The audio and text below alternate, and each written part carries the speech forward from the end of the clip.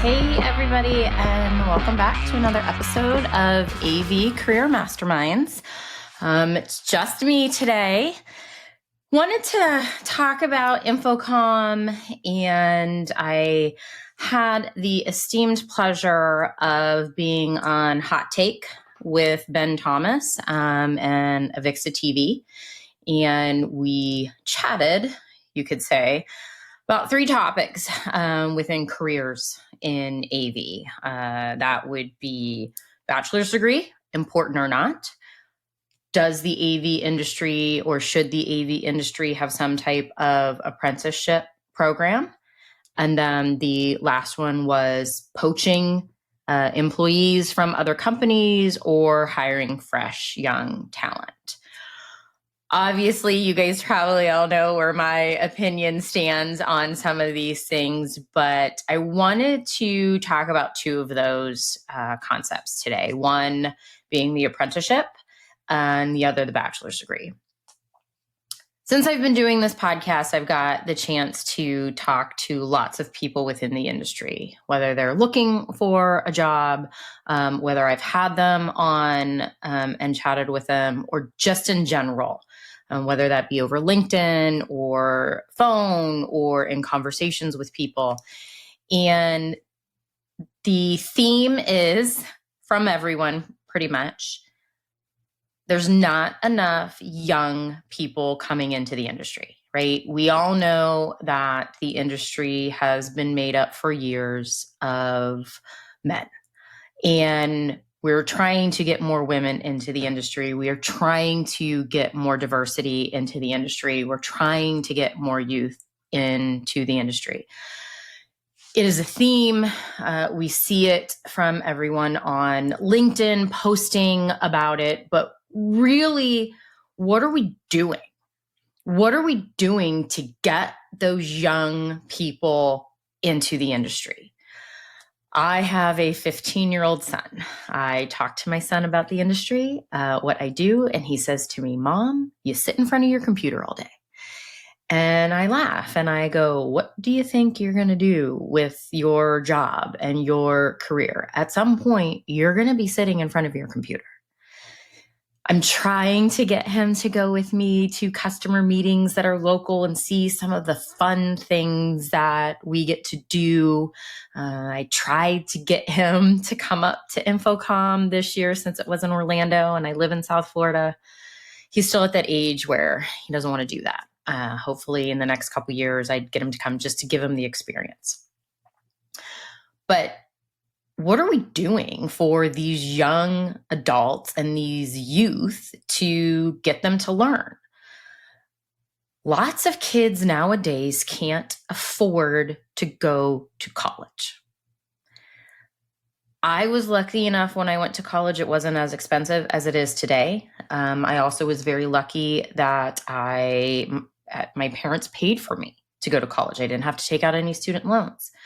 I also lived at home, drove down to the local college that was a state college, but that was 15, 20 minutes away. And I commuted. I was a commuter. I was totally fine with that.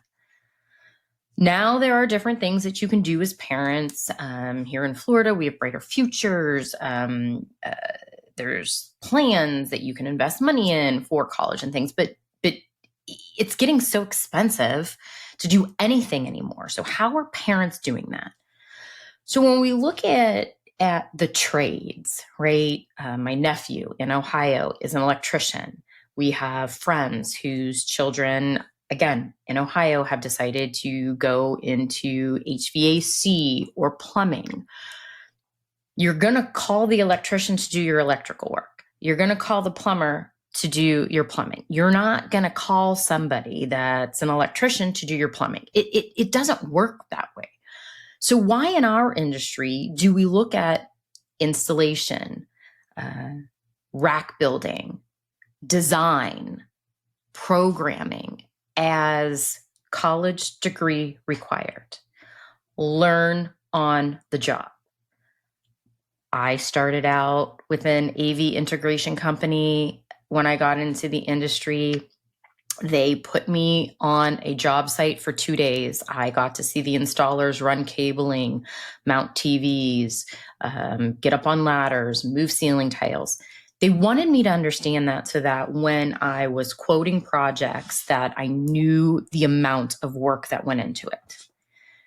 You hire somebody young to be an installer, you're going to partner them up with a seasoned installer, and they're going to learn hands-on on the job. Is that always the best thing? Because what happens on that job? Customer might come in and complain. There might be some type of a change order where you have to stop. You're on a time crunch and they're not getting trained the way we want them to. Maybe they're going to learn and pick up some bad habits. So what are we doing to help those young professionals, those students, that youth, to get that hands-on training so that when they step into working for an integration company, whether that is pro AV, residential, live events, radio, doesn't matter, it all fits under the umbrella. What are we doing to get them the training? At my son's school, when you look up audiovisual, it's film. It is TV production. It is film. There's nothing that talks about what we all are used to as what we consider the audiovisual industry to be, which would be classroom installation and which would be conference room installation. Focus on film, focus on production, focus on lighting, which all of this is great because those students that are learning that can take what they've learned and transition it over if they don't want to get into film and they don't want to get into production and they want to do what, again, I consider we all think the industry to be. But where are we telling them that if you don't want to do this and you've got all of this knowledge, but let me help you build a rack, let me show you how to do some wire management, who's teaching them that? If you go back and you look at the recording that I did with Ben, we talked about this and he threw out YouTube. You can learn anything you want pretty much on YouTube, which, yes, you can. Based on that, I did a little research, got on YouTube and did AV rack building or rack building, right? You find a bunch of different things and obviously, depending on what you put in is what you're going to get out, right? I started rack building. I got warehouses with racks and building that. So then I went down to audiovisual rack building. You know what most of it was? Residential. Most of the videos were very short, more like a TikTok kind of video, more like a 2-minute kind of video. Now, granted, I didn't spend a lot of time researching it, but it was all residential, which is great, which is fine. But there was nothing that I found in my short research. Again, let me preface that. I didn't spend hours researching it, but there wasn't anything that talked about what we do in our industry side of AV, right? I think you can learn it, but if you are building that rack with a bunch of different equipment, again, I don't know how to build a rack. I leave that up to my engineers. I leave that up to the designers and the installers that's what they know. I've always been in sales, understand the equipment goes in there. You need to have ventilation. Wire management is a huge thing. But depending on the equipment that's in there, you need to put it in the rack in a certain area. You don't want space between things if you don't have to have space between things. You don't want pieces of equipment where two of them can sit side by side next to each other, all on single space of rack, right? Those are the type of things that we need to train these installers coming in, whether they're young, whether they're students, whether there's somebody that just says, I don't want to sell AV anymore. I want to install AV, or I want to make a career change and I want to be able to use my hands and build something. What do? It's on the job training. There's nothing to learn how to build racks. So I think we've got to start figuring out as an industry how we partner with these community colleges, how we partner with trade schools to have these things implemented. Heck, partner with some of the school districts and the schools. They all have vocational programs. Why can't we get in there? The other thing that is a topic for me that I talk about all the time is the bachelor's degree. I have heard both sides of the story of why it's important, why they need it, what companies are looking for when they look for bachelor's degree. But I'm going to go back now to 5 years from now. A lot of these students that are graduating and even graduating high school now, parents can't afford it. Again, college is becoming expensive. Cost of living is becoming expensive. Parents are working 2 and 3 and 4 jobs just to make ends meet across the country. So we have to start thinking about the hiring process of who we're hiring. These kids may not have gone to college, nor could they afford to go to college. So why do we have to have that on the job description as a requirement? You're losing people. You're not going to get somebody that may have the best experience applying because it says you've got to have that bachelor's degree. Oh, and then right after it says or equivalent experience. Nobody reads that. They see bachelor's degree. They go, I don't have it. I'm moving on. I get for some areas of our industry that may be required. I get it, but let's think about it. There's not a lot of industries where being a manager, you have a degree to be the manager. Somebody took a chance on you and you've worked your way up. It's the same thing with our industry. Somebody has taken a chance on all of us because the majority of us has fallen into this industry.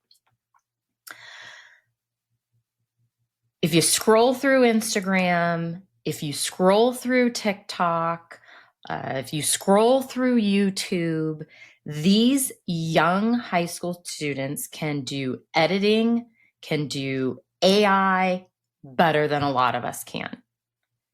Why not look at that?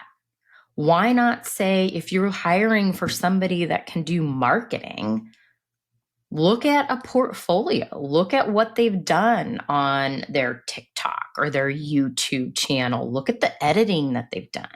Ask them to do some AI creation. Trust me, I've tried the AI creation. I'm not that great at it. I'd love to learn it, but I don't understand those prompts. I don't understand what I'm putting in isn't getting what I want out, and how do I change that? This youth, they get that. Marketing is one where I think we can start to look at it and get more experience driven instead of bachelor's degree driven. Sales, I have a bachelor's degree of science and education. I was a teacher. Being a teacher had nothing to do with sales. I don't use my degree technically. I have one, but I don't use it. What I look at is the fact that in high school, I worked retail clothing stores, and I worked at a restaurant at a golf course. I was a waitress. So sales, I had to sell clothes. I had to upsell my golfers. I had to understand and communicate with customers. So my bachelor's degree of science and education is not helping me in sales. Programming. The other thing is if you do Crestron programming, if you do Extron programming, if you're doing AMX programming, if you're doing QSys programming, they're all a little different. I don't think having some programming background in high school or a programming degree is really what you need. You all are learning something specific, right? Once you know one, I think you can undo the rest. I don't know. I'm not a programmer. But why can't we have a trade? Why can't we have a apprenticeship? Why can't we have a vocational program for these types of things? So kind of get off my soapbox here a little bit and say, take a look at the hot take I did with Ben. Let's drive this conversation more about how do we make changes in our industry to grow the people that are coming in, to come down to the level that most of our youth is going to be at, understanding that certain things ultimately have to change because we know there are not enough youth coming in to the industry as the amount of people that are retiring from the industry and deciding they don't want to work. And what happens? I know I don't want to work till I'm 80 or 90. Do you want to work till you're 80 or 90? What's going to happen if we're not talking to these young adults and getting them into the industry? Who's going to install? Who's going to sell? 10, 15 years from now, we may not have anybody. So I'm throwing the challenge out. Let's make a change. Let's figure out how, as groups and organizations and universities, we can help get more youth into this side of our industry, meaning not the student workers at universities or not the employees at the universities. Those are amazing. We love those, but we need to get to the youth. We need to get those student workers to say, yes, they want to stay in some area of the audio visual information technology industry. It's a huge umbrella of things that we do. Let's make the change, right? One person takes one person. So let me throw my hands up and say, I'm that one person saying we need to make a change. Let's start to get some programs going. Let's figure out how we can reach these high schools across the country. We've got 50 states. How many different school districts are out there? How many of them can we reach? And how many of them can we touch? And how many of those young students, high school students, heck, middle school students, can we get to fall in love with the industry and make the commitment and say, yes, they want to be part of it. But we've got to do something and we've got to start making changes. And if we all come together, I think that we can do it and make that change here in the next couple of years. I really do. So challenging out all my friends over at Avixa and everyone over at Next Level Learning and everyone at any organization that wants to help. I hear you. We're all talking. Let's actually try and do something. And remember, we are all more than words. Make sure to take a look and a listen to all of my friends over at AVNation and take a listen to their podcast because we all have amazing things to say. Thanks, everybody, and see you next time. The network for the AV industry. What are you listening to? This is AV. This is AVNation. This is AVNation.